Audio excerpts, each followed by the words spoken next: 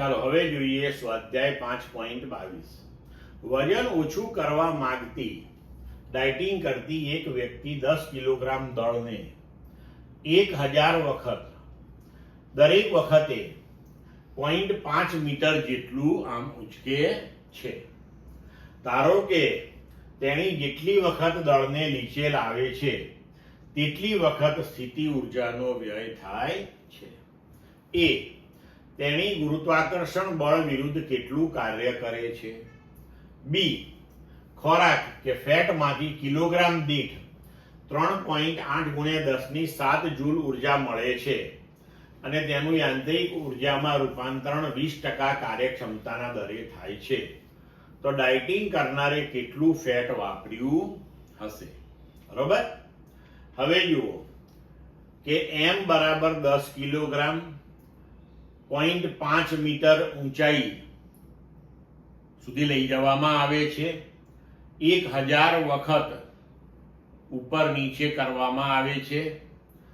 g બરાબર 9.8 metre પર second square. હવે 10 કિલોગ્રામનું વજન 1000 વખત 0.5 મીટરની ઊંચાઈએ લઈ જવા માટે કરવું પડતું કાર્ય કેટલું થયું?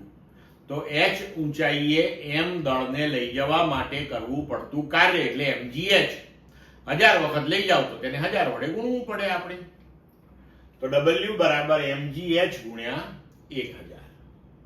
તો m 10 g 9.8 h 0.5 1000 49,000 joule.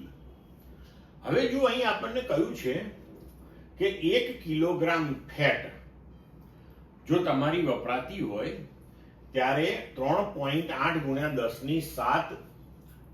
10⁷ joule ઉર્જા મળે અને તેનું યાંત્રિક ઉર્જામાં ખાલી 20% કાર્યક્ષમતાના દરે જ રૂપાંતરણ થાય. બરોબર.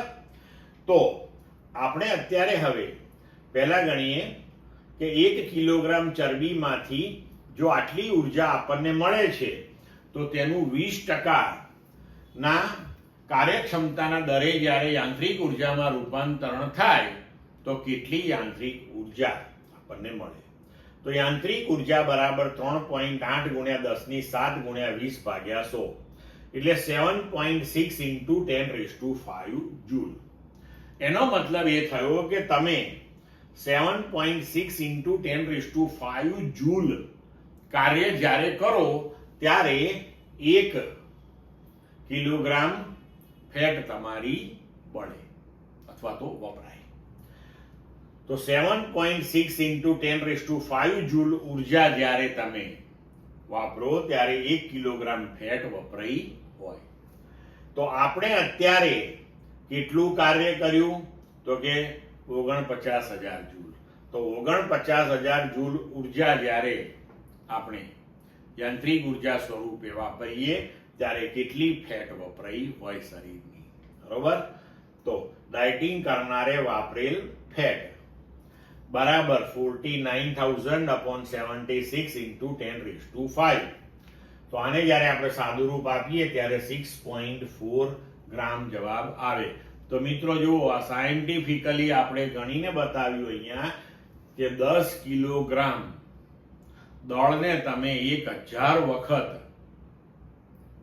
0.5 મીટર જેટલું ઉચકો એટલે કે 10 કિલોગ્રામ દળનું ડમ્બેલ લઈને તમે 1000 રિપીટેશન મારો આવી રીતે ત્યારે માંડ 6.4 ગ્રામ વજન ઉતરે. તો હવે પીઝા પાસ્તા ખાતા વિચાર કરજો.